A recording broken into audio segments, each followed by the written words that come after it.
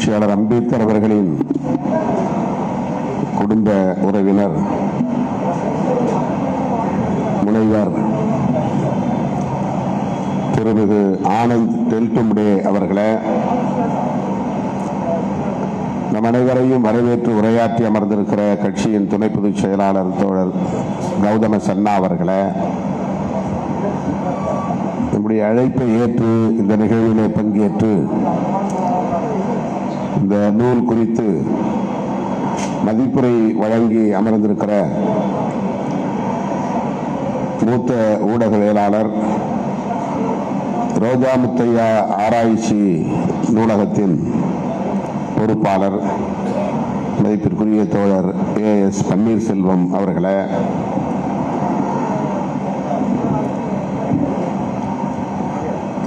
என்றைக்கும் விடுதலை சிறுத்தைகளை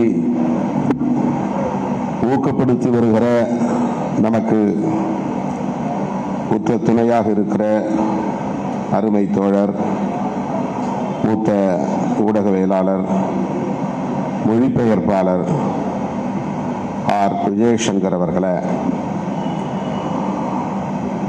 இந்த நூலுக்கான மதிப்புரையை வழங்கி நூலுக்கு சிறப்பு சேர்த்திருக்கிற நமது கட்சியின் பொதுச் செயலாளரும் நாடாளுமன்ற உறுப்பினருமான மதிப்பிற்குரிய தோழர் முனைவர் ரவிக்குமார் அவர்களே,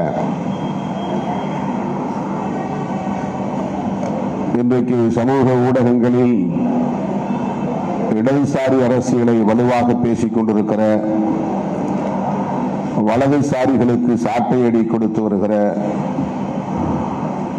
மதிப்பிற்குரிய மார்க்சிய சிந்தனையாளர் தோழர் மருதையன் அவர்களே, வாழ்த்துரை வழங்கி விடைபெற்று சென்றிருக்கிற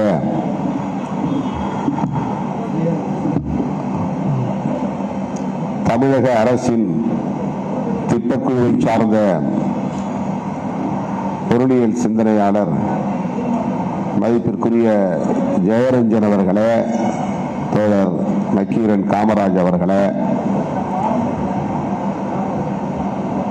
இந்த நிகழ்வில் பங்கேற்று இதனை சிறப்பித்துக் கொண்டிருக்கிற கட்சியின் துணை பொதுச் செயலாளர் சட்டமன்ற உறுப்பினர் எஸ் பாலாஜி அவர்களே, முதன்மை செயலாளர் தம்பி ஏசி பாவரஸ் அவர்களே, தலைமை நிலைய செயலாளர்கள் தகடூர் தமிழ்ச்செல்வன் அவர்களே, பாலசிங்கம் அவர்களே, இளஞ்சேக்குவேர் அவர்களே,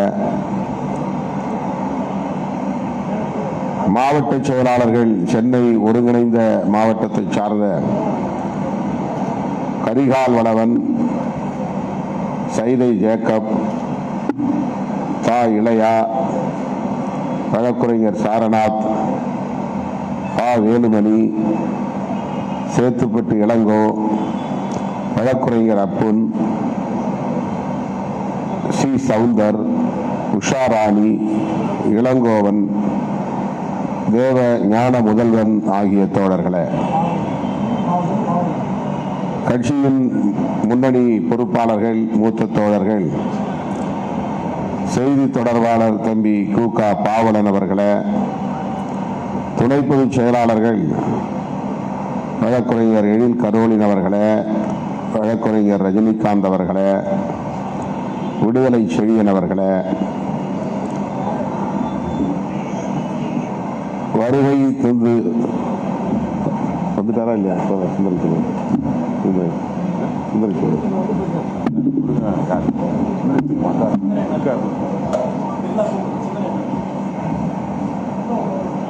வருகை தந்திருக்கிற அண்டை மாவட்டங்களை சார்ந்த தோழர்களே, குறிப்பாக தென்னவன் அவர்களே, எழிலரசு அவர்களே,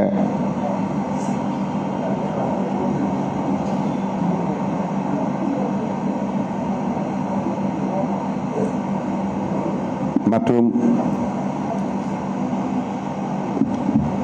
இந்த அழைப்பை ஏற்று வருகை தந்திருக்கிற கட்சியின் முன்னோடிகளே, திரளாக கூடியிருக்கிற என் உயிரின் உயிரான விடுதலை சிறுத்தைகளே,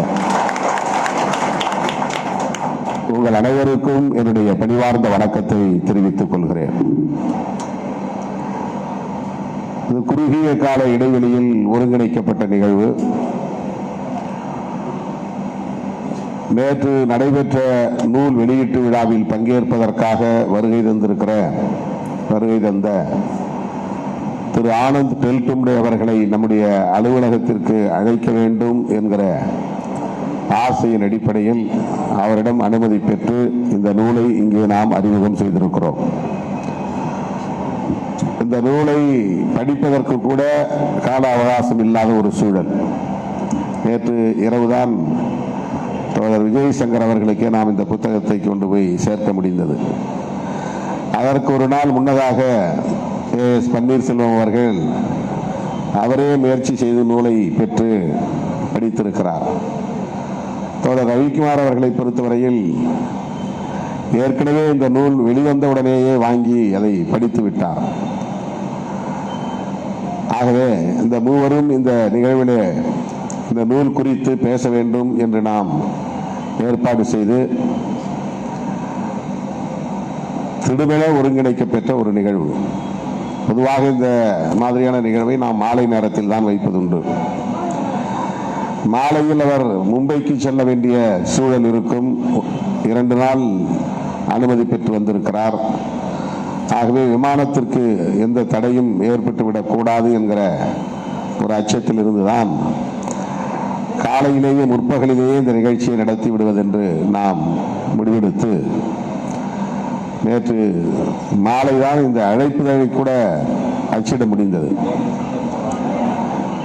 எனவே குறுகிய கால இடைவெளியில் ஒருங்கிணைக்கப்பட்ட இந்த நிகழ்வில் பங்கேற்று நம்முடைய அழைப்பை ஏற்று வருகை தந்து சிறப்பித்த நம்முடைய சிறப்பு விருந்தினர்கள் அனைவருக்கும் முதலில் என்னுடைய நெஞ்சார்ந்த நன்றியை உரித்தாக்குகிறேன். அதே போல இந்த நிகழ்வை சிறப்பிக்கிற வகையில் வருகை தந்திருக்கிற என் உயிரின் உயிரான விடுதலை சிறுத்தைகள் யாவருக்கும் என்னுடைய நன்றி.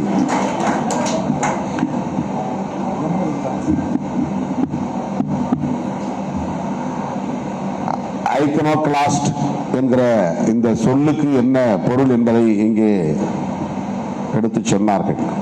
ஐக்கன் என்றால் அது ஒரு அடையாளம், ஒரு பிம்பம். ஐக்கனோகிளாஸ்ட் என்றால் பிம்பத்தை உடைப்பவர் என்று பொருள். Breaker of image. புரட்சியாளர் அம்பேத்கர் அவர்கள் ஏற்கனவே இந்த சமூகத்தில் கட்டமைக்கப்பட்டுள்ள கலாச்சார தரத்தில் நிறுவப்பட்டுள்ள பிம்பங்களை உடைத்தவர், நொறுக்கியவர், சிதைத்தவர் என்று நாம் புரிந்து கொள்ள வேண்டும்.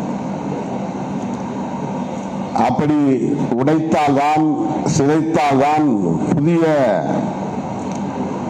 கட்டுமானத்தை உருவாக்க முடியும். ஒரு பழைய வீடு, பாழடைந்த வீடு இருக்குன்னா அதை இடிச்சுட்டு தான் புதுசா வீடு கட்ட முடியும். அதை நம்ம ரெனோவேஷன்ங்கிற பேர்ல ரிப்பேர் பண்ணிட்டு போய் உட்கார்ந்தா என்னைக்காவது நம்ம தலையில விழுந்துரும். ஆக எப்படி ஒரு பழைய பாழும் கட்டிடத்தை இடித்து விட்டு புதிதாக ஒரு இல்லத்தை நமக்கு தேவைக்கு ஏற்றார் போல நம் விருப்பம் போல கட்டி எழுப்புகிறோமோ, அதை போல புரட்சியாளர் அம்பேத்கர் அவர்கள் ஆயிரக்கணக்கான ஆண்டுகளாக இந்த சமூகத்திலே நிறுவப்பட்டிருக்கிற பழைய பிற்போக்குவாத மூட நம்பிக்கைகள் மலிந்த, பாகுபாடுகள் நிறைந்த, கேடுகள் நிறைந்த கட்டமைப்பை, சோசியல் ஸ்ட்ரக்சர், சமூக கட்டமைப்பை நொறுக்கியவர் என்று பொருள். அதற்கு அவர் ஆயுதங்களை ஏந்த வேண்டும் என்று ஆயுத பயிற்சி எடுக்க போகவில்லை, தலைமறைவாகவில்லை, படை கட்டவில்லை. ஆனால் அதை நொறுக்க முடியும் என்கிற மேஜிக் அவரிடத்தில் இருந்தது, அந்த ஆற்றல் இருந்தது.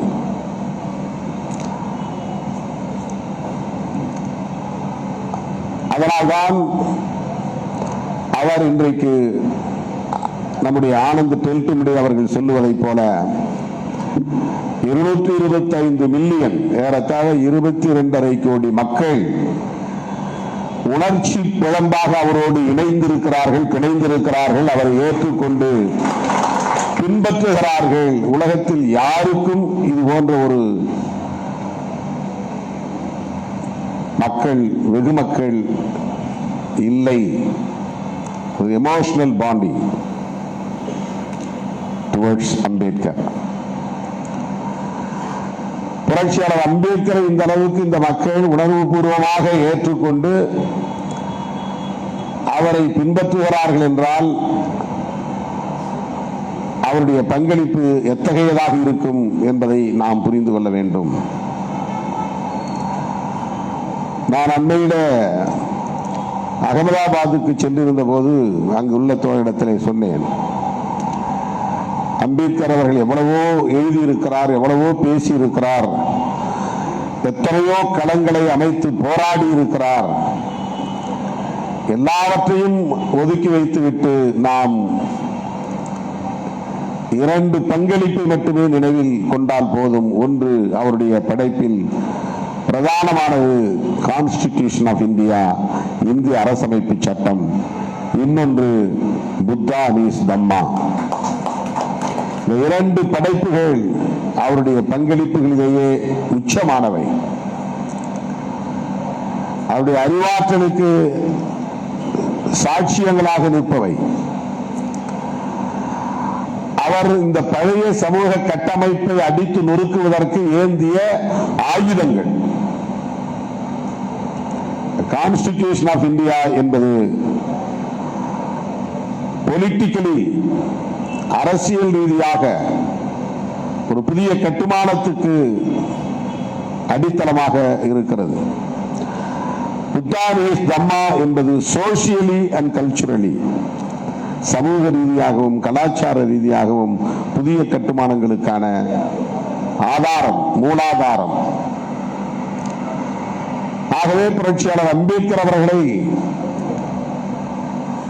நாம் எவ்வாறு புரிந்து கொள்வது, அவரை எவ்வாறு பின்பற்றுவது? இதை நான் பேசுவதால் என்னை அம்பேத்கருக்கு எதிரானவர்கள் என்று பலரும் சித்தரிக்கிறார்கள். அதை பற்றி நான் கவலைப்படவில்லை என்று ஆனந்த் டெல்டும்டே அவர்கள் இங்கே பேசினார். அம்பேத்கருக்கு எதிராக அவர் பேசவில்லை. அம்பேத்கரை ஒரு வணிக பொருளாக பயன்படுத்தக்கூடாது, வழிபாட்டு பொருளாக பயன்படுத்தக்கூடாது. ஒரு கமாடிட்டி என்று ஆங்கிலத்திலே சொல்வார்கள், வணிக பொருள். ஒரு பொருளை விற்கிறது எப்படி, அதுக்கு எப்படி விளம்பரம் கொடுக்கிறது, அதுக்கு என்ன மாதிரியான ப்ரொஜெக்ஷன், அப்படி கொடுத்தா ஜனங்களை ஈர்த்து அதை உடனே வாங்கிடுவாங்க. அதை வைத்து வியாபாரம் செய்வது. இன்னொன்று, அவருடைய கருத்துக்களை பற்றி கவலைப்படாமல் அவர் எங்கள் தலைவர், எங்கள் சமூகத்தை சார்ந்தவர், எங்களை மீட்பர் என்று மட்டுமே அவரை கண்மூடித்தனமாக பின்பற்றுவது. வர்ஷிப்பிங் அண்ட் கமாடிஃபையிங், இந்த 2ம் கூடாது என்பதுதான் ஆனந்த் டெல்டும்டே அவர்கள் இங்கே பேசிய கருத்து. அது கூடாது. இதை பேசுகிற போது இவர் அம்பேத்கருக்கு எதிராக பேசுகிறார் என்று பலர் விமர்சனங்களை வைக்கிறார்கள். ஆனால் நான் அதை பற்றி கவலைப்படவில்லை. என்னை முழுமையாக ஆக்கிரமித்திருப்பது அம்பேத்கரின் சிந்தனைகள் தான் என்பதை இங்கே ஆனந்த் டெல்டும்டே அவர்கள் பதிவு செய்தார். புரட்சியாளர் அம்பேத்கருடைய அன்பு மகன் யஷ்வந்த் ராவ், அவருடைய மகன் பிரகாஷ் அம்பேத்கர், அவருடைய உடன் பிறந்த தங்கை தான் ரமாபாய், ரமா. அவருடைய கணவர் ஆனந்த் டெல்டும்டே, பேத்தியின் கணவர்.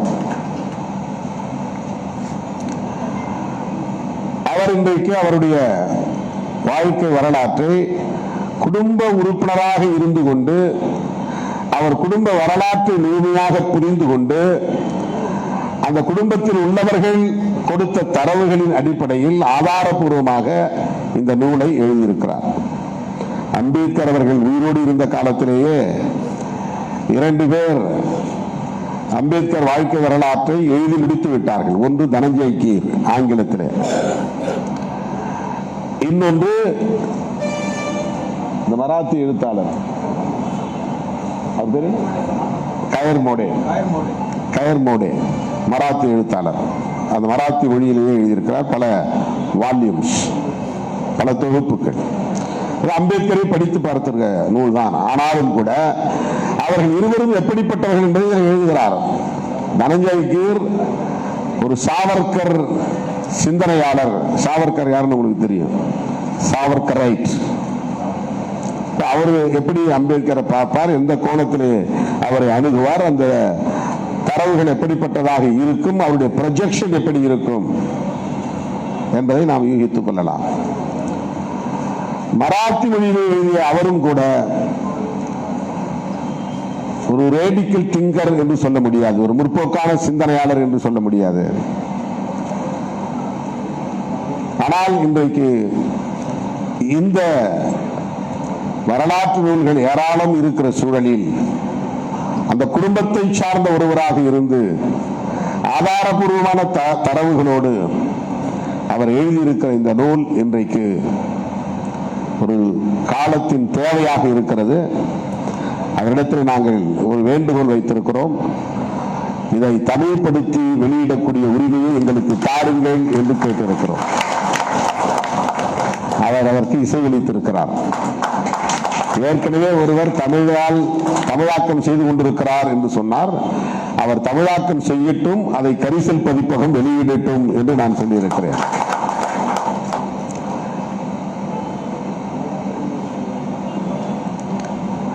புரட்சியாளர் அம்பேத்கர் அவர்களை நம்முடைய சாதிக்காரர் என்று மட்டும் பார்க்க கூடாது. புரட்சியாளர் அம்பேத்கர் அவர்களை எங்களை மீட்க வந்த மீட்பர் என்று மட்டுமே ஒரு அளவுகளாக கொண்டு அணுகக்கூடாது. அவர் முன்வைத்த அரசியல் எத்தகையது, கருத்தியல் எத்தகையது, பங்களிப்பு எத்தகையது, அவருடைய அணுகுமுறை எத்தகையது என்பதை அறிந்து கொள்வதில் இருந்துதான் அவருக்கு நாம் செய்கிற உண்மையான மரியாதை அமையும். இன்றைக்கு அதை வேறுபடுத்தி பார்ப்பதிலேயே நமக்கு நிறைய குழப்பங்கள் இருக்கின்றன. எல்லோரும் அம்பேத்கருக்கு பிறந்த நாள் கொண்டாடுகிறார்கள். அம்பேத்கர் ஜெயந்தி சங் பரிவார்களும் கொண்டாடுகிறார்கள். அம்பேத்கர் அவர்களை இந்துத்துவ தலைவர் என்று அடையாளப்படுத்துகிறார்கள். புத்தகங்களை போடுகிறார்கள், எழுதுகிறார்கள். மிகுந்த வலியோடு சொன்னார், தமிழ்நாட்டை தவிர எல்லா மாநிலங்களிலும் தலித்துகள் இன்றைக்கு பிஜேபியை ஆதரிக்கக்கூடிய நிலை உருவாகிவிட்டது. தமிழ்நாட்டில் பிஜேபி காலூன்ற விடாமல் தடுப்பதில் விடுதலை சிறுத்தைகளின் பங்களிப்பு மகத்தானது. ஏன் என்றால் நமக்கு ஒரு கிளாரிட்டி இருக்கு, எது அம்பேத்கர் கருத்தியல் என்கிற புரிதல் நம்மிடத்திலே இருக்கிறது. அதைவிட ஒரு தற்காலிகமான வளர்ச்சிக்காக, தற்காலிகமான புகழுக்காக, தற்காலிகமான அதிகாரத்திற்காக நாம் அம்பேத்கரின் பாதையை விட்டு வழிவிட முடியாது, நழுவிவிட முடியாது. 4 எம்எல்ஏ போதாது, அது 10 மாறணும் அப்படின்னு சொல்றதுல என்ன பெரிய வளர்ச்சி இருக்கிறது? 4 10 மாற்றம் நிகழ்ந்து விடுமா? 2 எம்பிக்கள் போதாது, அது 5 எம்பிக்களாக வேண்டாமா? 2 2ஆக இருந்தாலும் அது 5ஆக மாறினாலும் ஒரே இம்பாக்ட் தான். ஒன்றும் பெருசாக நீங்க சாதிச்சிட முடியாது. தனிநபர்கள் அதிகாரம் பெறுவது என்பதல்ல, பதவி பெறுவது என்பதல்ல, சமூக மாற்றத்தை ஏற்படுத்துவதற்கான தாக்கத்தை நாம் உருவாக்க வேண்டும். அதுதான் முக்கியமானது. புரட்சியாளர் அம்பேத்கருடைய கனவு அதுதான். அவர் மட்டும் கான்ஸ்டிடியூஷனை எழுதாமல் இருந்திருந்தால் இந்த மண்ணில் செக்யூலரிசம் என்பதை பற்றி பேசுவதற்கான வாய்ப்பே இல்லாமல் போயிருக்கும். எழுதுகிற போதே இந்த தேசத்திற்கான அரச மதத்தை அவர்கள் முடிவு செய்திருப்பார்கள். எழுதுகிற போதே இந்த தேசம் ஒரு மதம் சார்ந்த தேசம் என்பதை உறுதிப்படுத்தி இருப்பார்கள். காலம் தந்த கொடையாக புரட்சியாளர் அம்பேத்கர் அந்த சூழலில் பிறந்திருக்கிறார். அவர் கொஞ்சம் முன்னால பிறந்திருந்து காலமாகி இருந்தால், அல்லது நம்மை போல பின்னால் பிறந்திருந்து அந்த வாய்ப்பை பெறாமல் இருந்திருந்தால், இந்த நாடு ஏற்கனவே சங் பரிவார்கள் விரும்பியதை போல கட்டமைக்கப்பட்டிருக்கும், உருவாக்கம் செய்யப்பட்டிருக்கும். இந்த நாட்டுக்கான அரசமைப்பு சட்டத்தை ஒரு சங்கி எழுதியிருக்கக்கூடிய வாய்ப்பு உருவாகி இருக்கும். ஒரு சாவர்கரைட் எழுதியிருக்கக்கூடிய வாய்ப்பு உருவாகி இருக்கும். ஆனால் புரட்சியாளர் அம்பேத்கர் அவர்கள் அந்த அளப்பரிய வாய்ப்பை பெற்றதன் வாயிலாக நமக்கு கிடைத்திருக்கிற மிகப்பெரிய ஆயுதம் கான்ஸ்டிடியூஷன் ஆஃப் இந்தியா.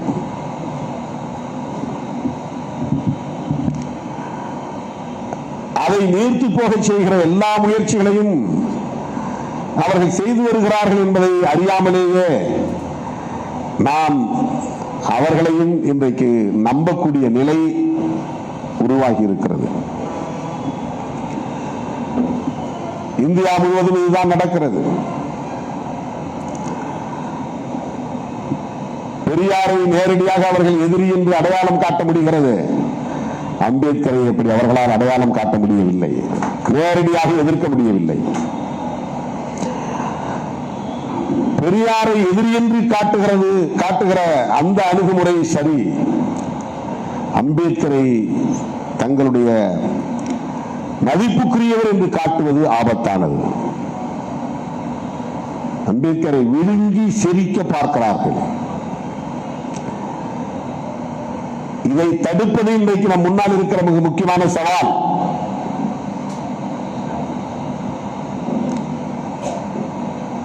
அம்பேத்கரை பற்றி இன்றைக்கு அதிகம் பேசுகிறவர்கள் வலதுசாரிகள். சொன்னார் பாருங்க, திரு ஆனந்த் டெல்டும்டி அவர்கள் சொன்னார்,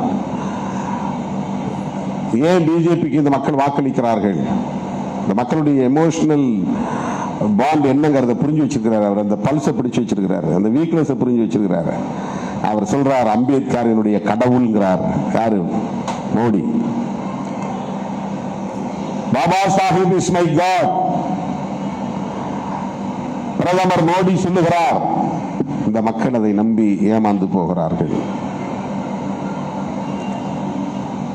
தோழர்களே, விடுதலை சிறுத்தைகளின் பணி தமிழ்நாட்டு எல்லையோடு முடிந்துவிடக் கூடாது. இந்தியா முழுவதும் விரைவி பரவ வேண்டிய தேவை இருக்கிறது. எலெக்ஷன்ல மறந்துருக்க தேவையில்லை. எலெக்ஷன்ல கூட்டணியில் இருக்கணும், அதை ஜெயிக்கணும், இதை ஜெயிக்கணும், அதல்ல பிரச்சனை. அது நம்முடைய முக்கியமான அஜெண்டா கிடையாது. ஆனா அதுல ரொம்ப தெளிவா இருக்கணும். அந்த அஜெண்டா நமக்கு வேண்டாம், அது செகண்டரி தான் கூட நாம எலெக்ஷனை சந்திச்சாகணும், கூட்டணிகளை தொடர்ந்தாகணும் போது அதுலயும் நாம தெளிவா இருந்தாகணும். அதுக்கான ஒரு ஃபைட்டிங் தான் இப்ப நடந்துகிட்டு இருக்கு. அதுக்கான ஒரு சண்டை தான் இப்ப நடந்துகிட்டு இருக்கு. அவர்கள் நினைப்பதை போல நான் அவர்கள் விரும்புவதை செய்ய வேண்டும், அவர்கள் விரும்புவதை சொல்ல வேண்டும், அவர்கள் விரும்புவதை முடிவாக எடுக்க வேண்டும் என்று எதிர்பார்க்கிறார்கள். ஏன் என்ன முடிவு எடுக்கல, ஏன் என்ன கருத்து சொல்லல? உங்க எதிர்பார்ப்புகள் எல்லாம் எதிர்வினை ஆற்றுவதற்காகவா நாங்கள் இயக்கம் வைத்திருக்கிறோம்.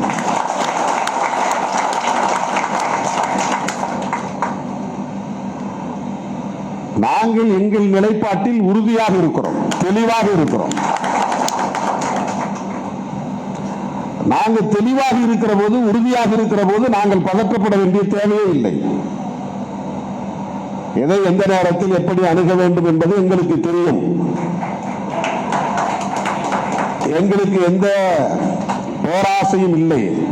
அங்கே போனால் அல்லலாமா, இங்கே போனால் வாழலாமா, இந்த வாய்ப்பை பயன்படுத்திக் கொள்ளலாமா, ஐயோ இந்த வாய்ப்பை விட்டால் என்னாவது, ஒரு தம்பி சொல்றாரு, இதுக்கு நீங்க டாக்டர் ராமதாஸை ஃபாலோ பண்ணணும்னு. எவ்வளவு சரியான ஒரு ஐடியா கொடுக்கிறார் பாருங்க, ஆலோசனை. நாங்கள் 100 விழுக்காடு புரட்சியாளர் அம்பேத்கரை பின்பற்றக்கூடியவர்கள். எங்களுக்கு அவர் கமாடிட்டி கிடையாது, எங்களுக்கு ஒரு ஐடியாலஜிக்கல் ஐக்கன், அவர் ஒரு கருத்தியல் அடையாளம். அரசியல் அதிகாரத்தை நோக்கி நகர வேண்டும் என்பது நம்முடைய நோக்கங்களில் ஒன்று. அந்த அதிகாரம் எதற்கு பயன்பட வேண்டும் என்பது முக்கியமானது, யாருக்கு பயன்பட வேண்டும் என்பது முக்கியமானது, அந்த அதிகாரத்தின் மூலம் என்ன தாக்கத்தை ஏற்படுத்த முடியும் என்பது முக்கியமானது. அந்த தெளிவில்லாமல் நாங்கள் இந்த அரசியல் களத்தில் இல்லை.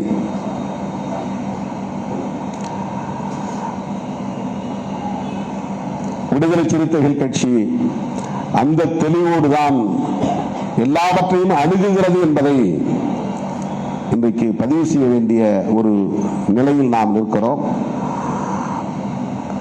தடுமாறுகிறார் திருமா என்கிறார்கள், பின்வாங்குகிறார் திருமா என்கிறார்கள். இதை நீங்கள் ஏதோ நடக்கிறது என்பதை போல குழம்பிவிடக் கூடாது என்பதற்காக சொல்லுகிறேன். தடுமாறுகிறார் என்று சொல்லுகிறவர்களுக்காக நான் பதில் சொல்லவில்லை. அதனால் உங்களுக்கு எந்த தடுமாற்றமும் ஏற்பட்டுவிடக் கூடாது என்பதற்காக சொல்லுகிறேன். அந்த நம்பிக்கை எப்போதும் நீங்கள் கொண்டிருக்க வேண்டும். நம்மை சமூக ரீதியாக அவர்கள் குறைத்து மதிப்பிடலாம்,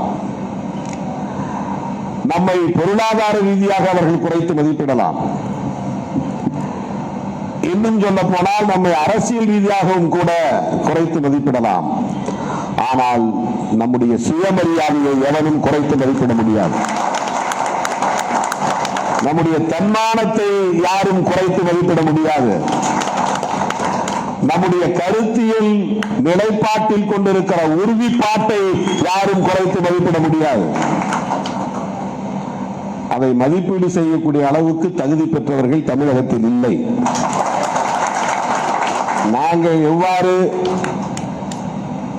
கருத்தியல் களத்தில் தெளிவோடு இருக்கிறோம், துணிவோடு இருக்கிறோம், உறுதியோடு இருக்கிறோம் என்பதை ஒவ்வொரு முறையும் உறுதிப்படுத்த வேண்டிய தேவையில்லை. புரட்சியாளர் அம்பேத்கர் அவர்களை ஆனந்த் டெல்டுமுடி அவர்கள் சொன்னதை போல அவருடைய செயல்பாடுகளின் மூலம் நாம் அவரை புரிந்து கொள்ள வேண்டும். அவர் எதிர்பார்த்த தாக்கத்தை சமூகத்தில் நாம் ஏற்படுத்த வேண்டும். சில பேர் என்ன சொல்றாங்கன்னா, அம்பேத்கர் பௌத்தம் பற்றி சொன்னாரு, பௌத்தத்தை பற்றி விசிக என்ன நிலைப்பாடு? அதுக்குள்ளேயும் பெரிய ட்ராப் இருக்கு, நிறைய வலைகள் இருக்கு. அதுல எச்சரிக்கையா இருக்க வேண்டும் என்பதற்காக சொல்லுகிறேன். இன்னைக்கு உலகம் முழுவதும் பேசப்படுகிற பௌத்தம் ஆதி பௌத்தம் அல்ல, அம்பேத்கர் பௌத்தமும் அல்ல.